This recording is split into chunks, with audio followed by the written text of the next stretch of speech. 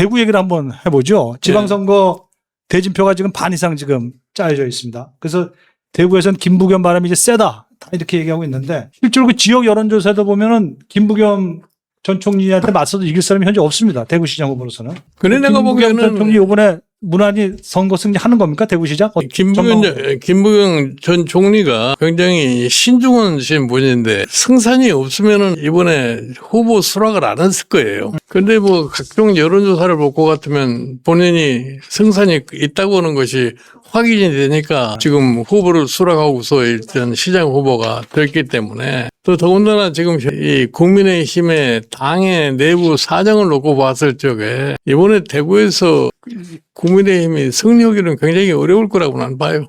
그렇군요. 그러면 국민의힘 승리가 어렵다. 그러면 이것도 만일에 김부겸 대구시장에 탄생한다 그러면 그 뭐 지방자치단체 제도가 성립되느라 가장 큰 이변이 될 수도 있겠네요. 아니 그러니까 사실은 지난 2018년 지자체 선거에서 대구 경상북도만 빼놓고는 나머지는 다 15개 모두 넘어가죠. 당시 지지 않았어요. 근데 이번에는 그때보다는 상황이 더 어려워질 것 같다는 생각이 들어요. 그때가 15대 2인데 지금은 16대 1로 갈 수도 있겠다. 이런 말씀이신 것 같은데요.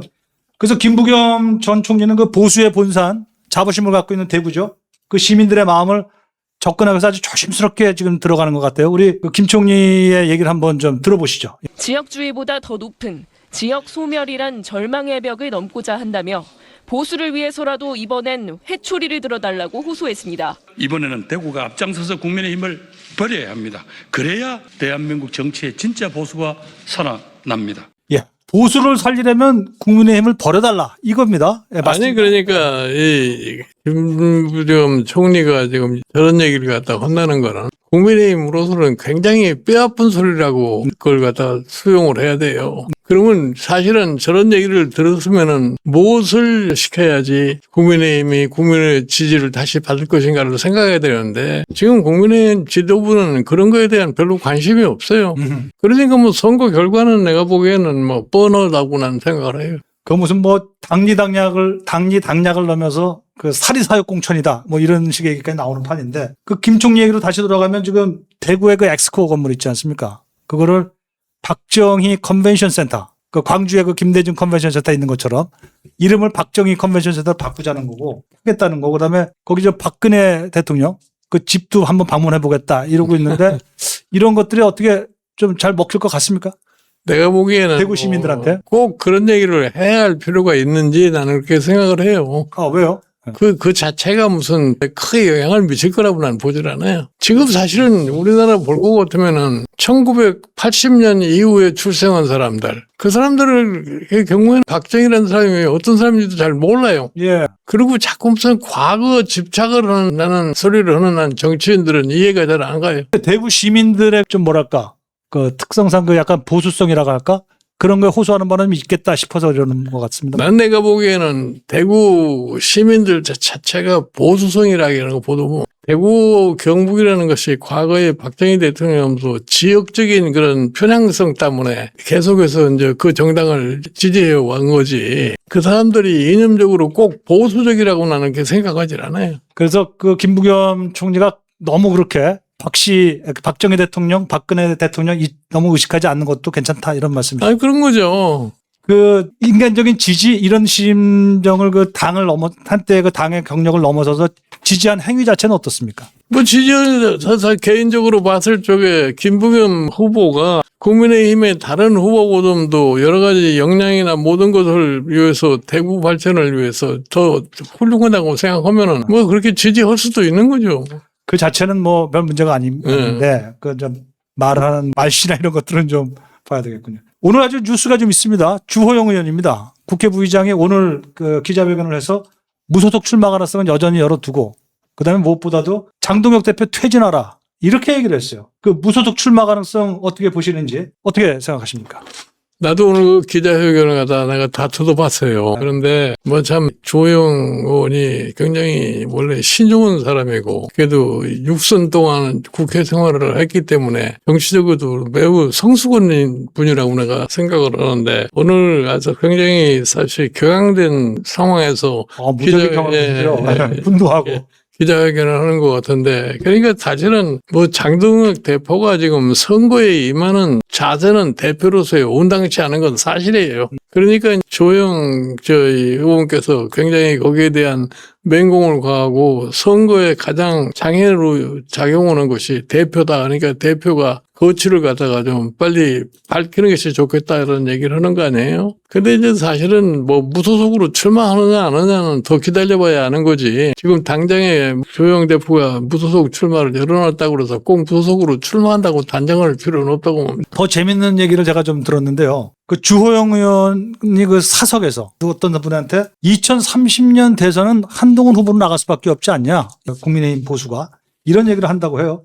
그러면서 오늘 회견에서도 장동혁과는 끝까지 싸운다.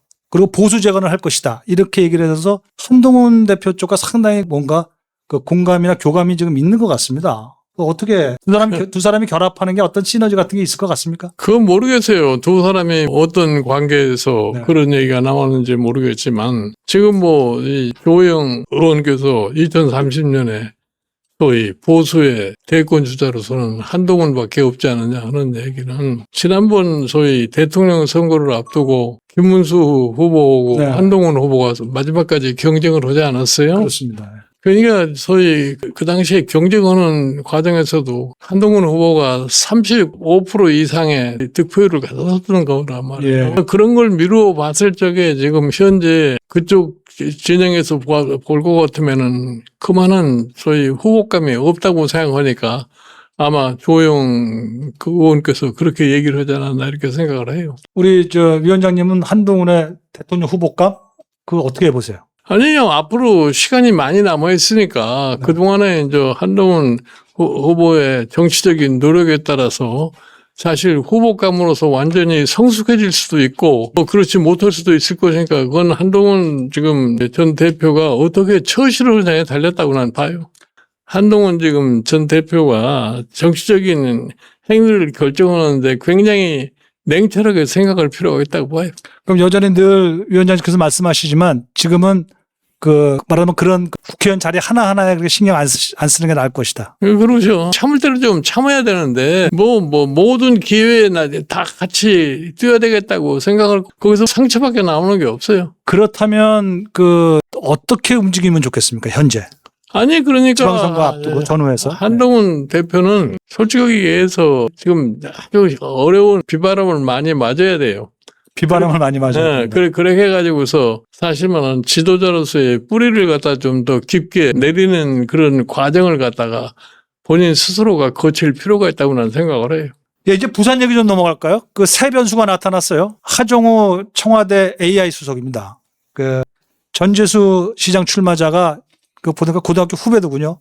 하수석을 아주 당에 정식으로 밀고 있고, 그다음에 하수석 본인도 임명권자의 뜻에 달려있다 그래서 대통령한테 이제 맡겼는데 아마 이 대통령도 그를 하수석을 보낼 것 같습니다. 정보를 좀 들어보면. 결국은 부산 북갑 보궐선거에 이재명의 대리인, 왕가 사는 남자가 49살인가 그래요, 지금.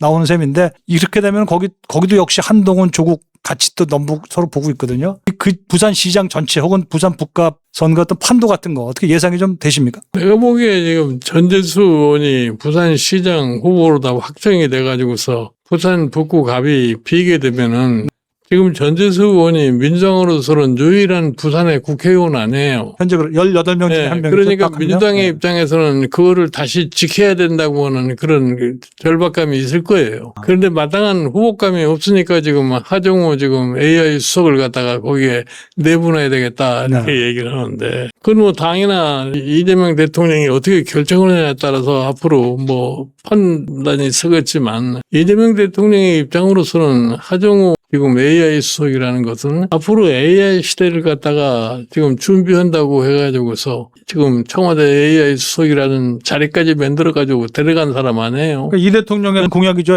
그런데 지금 AI가 어느 정도 지금 진척이 되는지 모르겠지만 그 중간에 그다가 빼가지고서 정치권에 보낸다는 것 자체가 내가 보기에는 옳은 판단인지 좀 어려워요. 별로 좋은 선택은 아니다. 나라의 정책이 있다는 점에서 보면. 그런데 말이죠. 만일에 하정우 수석이 민주당 여당 후보로 나가고 그리고 이쪽에서 한동훈 대표가 나간다. 무소속으로. 승산이 좀 서로 있는 겁니까? 내가 보기에 무소속으로 아까도 얘기를 했지만 한동훈 대표는 지금 그 국회 보궐선거에 대해서 지나치게 집점을 가질 필요는 없다고 생각을 해요. 예. 그래서 이 왕가 사는 남자라고 하는 그 하정우 얘기를 하정우 전 수석 얘기를 들어봤는데 좀 이제 대표님께서는 국정이라는 입장에서는 좀 부정적이시고. 이제 추미애 의원 얘기 좀 하시죠. 경기도에서 어저께 그 추미애, 한준호 그리고 김동연 이 세 분이 경선을 했는데 아주 보통 이게 지금 결선까지 갈 줄 알았거든요. 근데 그냥 그 단판 승부로 그냥 추미애 육선이죠. 그 추미애 다 먹어버렸어. 한순간에. 그래서 추풍낙엽이라는 말인데 아주 강성 당심반에 확 휩쓸어 버렸습니다. 야, 이렇게 되면 어떻게 됩니까? 그 경기도지사 누가 될 것 같습니까? 내가 보기에 경기도는 누가 지금 민주당의 후보가 됐건 간에 민주당이 굉장히 강세를 보이는 지역 아니겠어요? 네. 그렇기 때문에 내가 보기에 추미애 지금 후보자로 확정이 되어 있기 때문에 그 당선이 어렵거나 그러지는 않을 거예요. 그러면 우리 추미애 의원은 뭐 그 좋아하는 사람과 싫어하는 사람이 완전히 싹 갈리지 않습니까? 그런데 이제 그렇게 돼서 만일 경기도 지사가 됐다. 이것도 역시 여성 도지사는 처음이에요. 그럼 어떤 의미가 있을까요? 그러니까 추미애 의원도 욕심이 많은 사람이니까 경기지사로 당선이 되면 경기지사를 넘어서 또 다른 소위 욕망을 가질 거라고 난 봐요. 욕망이요? 어허. 지금 2026년인데 말이죠. 4년 뒤 2030년은 저 대통령 선거 있지 않습니다. 그런 거죠. 거기에 욕망이 있을까요? 당연히 그런 욕망 가질 수가 있는 거죠. 추미애 대통령 후보. 아, 그렇게 보세요? 나는 보기에 민주당의 여러 대권 잠룡 중에 하나는 될 거라고 본인이 상당히 열정적이고 아주 급진적인 그런 사고방식을 갖다다는 것은 내가 잘 알고 있지. 열정은 좋은데 급진은 좀 문제 아닙니까? 그야 이제 상황에 따라서 변할 수 있다고 생각하니까 두고 봐야 하는지. 우리 추미애 그 육선 의원의 약간 조언을 좀 해주실 수 있어요? 아니 그러니까 지난번 추미애 의원이 육선으로 당선이 돼가지고 지난번 국회의장 선거에 참 다크호스로 처음에는 시작이 된 거 아니에요? 떨어졌어요, 근데. 그런데 이재명 대통령께서도 아마 그쪽으로 많이 신경을 썼던 것 같은데 의원들 사이에서 그게 거부당했기 때문에 국회의장을 놓치고 만 거 아니에요? 그렇습니다. 이제 그런 거를 자기가 경험을 해봤기 때문에 앞으로 어떻게 처신해야지 자기가 더 이상 바라는 소기의 목적을 달성할 수 있을 겁니다. 장동혁 국민의힘 대표 얘기를 안 할 수가 없습니다. 또 한번 너무 중요해서요. 지난 6일에 인천의 그 현장 최고위원회의라는 걸 했어요. 참 오랜만에 그 현장에 간 셈인데 여기서도 윤상현 의원 5선이죠. 아주 강한 소리, 쓴소리를 또 들을 수밖에 없었던 상황이 발생했네요. 예, 들어보시죠. 지금 우리가 보는 인천 민심 정말로 처참할 지경입니다. 아시다시피 수도권 민심 빙하기 그 자체입니다. 당이 중앙에 변하고 혁신한다는 비상체제로의 전환을 솔직히 우리 후보자들이 원하고 있습니다. 처참하다. 당이 비상체제로 전환해야 한다. 아주 대놓고 장동혁 대표의 이선 후퇴를 얘기했습니다. 이선 후퇴 해야 되겠습니까? 지방선거 전이라도? 내가 보기에는 장동혁 대표가 저런 소리를 누구한테 직접 듣지 않더라도 본인이 지금 현재 상황을 갖다가 제대로 관찰을 하고 같으면은 자기가 어떠한 위치에 있다는 것을 스스로 잘 판단을 할 수 있을 거라고 나는 생각을 해요. 그런데 지금까지 사실은 장동혁 지금 대표는 현 상황과는 전혀 괴리된 상황에서 자기 처신을 하고 있는 거 아니에요? 그러니까 누가 얘기를 해도 그냥 한쪽 귀로 들고 한쪽 귀로 흘려버리는 그런 지금 상황이 있기 때문에 지금 현 상황에서는 별다른 큰 변화를 갖다가 유도해낼 수가 나는 없다고 생각을 해요. 지금 상황에서는 비상대책위원회로 전환이 온다고 해서 그게 선거에 큰 영향을 미칠 수 없다고 생각합니다. 그럼 앉아서 무너집니까? 이미 시기적으로 너무 늦었다고 생각을 해요. 그렇군요. 그래서 벌써 사람들은요, 그 지방선거 후에 있을 혹은 그 전에 있을지도 모를 당권에 또 집중하는 당의 변화를 위해서 당의 그 당권 대회 여기에 집중하는 모습도 실제로 많이 눈에 띕니다. 이런저런 사람들. 아니 그러니까 어떻게 지금 그거는 전망하십니까? 당에 이런 모양까지 오게 되는 과정을 갖다가 지켜본 이 국민의힘의 중진들이 그 중에서 누가 지금 또 당권을 장악해 보려고 노력했을 거 아니에요. 그러면 지금 지방선거가 끝나고 난 다음에 당이 어떻게 될지 지금 아무도 모르는 겁니다. 네. 내가 보기에는 뭐 지금 장동현 지도체제라고 하는 것이 선거가 끝나고 나도 그대로 유지될 거라고 착각을 하고 있는 것 같고, 그러니까 본질적으로 선거에 대한 본질을 갖다가 이해를 못하는 사람들이에요. 네. 정치를 하는 사람들이. 그러니까 정치 지도자라고 하는 사람이 전국적인 큰 선거에서 패배를 하고 날 것 같으면 자기가 어떻게 처신을 해야 된다는 걸 스스로 알아야 되는 거 아니에요. 그런 거에 대한 별다른 내가 보기에 개념이 없어요. 그러니까 편안하게 갈 수 있다고 생각하고, 또 이제 당이 어려운 상황에 처져 있는데 지금 일부에서 내가 다음에 당 대표가 돼야 되겠다 뭐 이런 생각을 하는 분들이 계시는데, 그건 내가 보기에 대단한 착각이라고 생각을 해요. 아니 내가 보기에는 국민들이 이 지자체 선거에서 완전히 패배를 하고 날 것 같으면은 아마 당원들이 가만히 있지를 않을 거예요. 예를 들어서 정당을 하는 사람들이라는 것은 선거에서 꼭 이기기를 바라는 건데, 당이 제대로 선거 준비를 못 해가지고서 패하고 날 것 같으면은 그 당원들이 가만히 있겠어요? 예, 당원들의 움직임이 주목되겠군요. 예, 그 당연히 그러니까 당원들의 지금 현재는 뭐 당원의 생각이 일정하다고 생각하는 건데, 내가 보기엔 지자체 선거가 끝나고 날 거라면 당원의 생각 자체가 완전히 바뀔 거라고 봐요. 지방선거 이전과 이후가 완전히 달라질 것이다. 네. 그 상황을 또 역시 또 지켜봐야 되겠습니다. 그러니까 지금 문제는 뭐냐면은 이번 지자체 선거도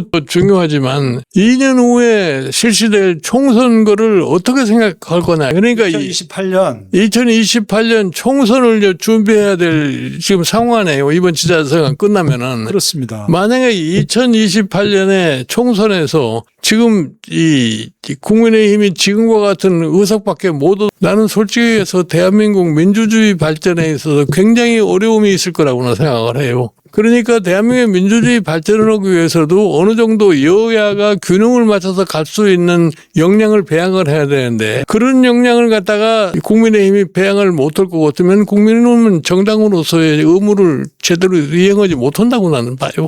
야, 어떻게 해야 됩니까, 그러면은? 그러니까 변화된 대한민국의 인구 구조, 이 경제 상황, 사회 상황 모든 분야를 갖다가 망라를 해가지고서 우리 당은 뭐를 하는 당이라고 하는 것을 국민에게 제시하는 그런 모습을 보여줘야 되죠.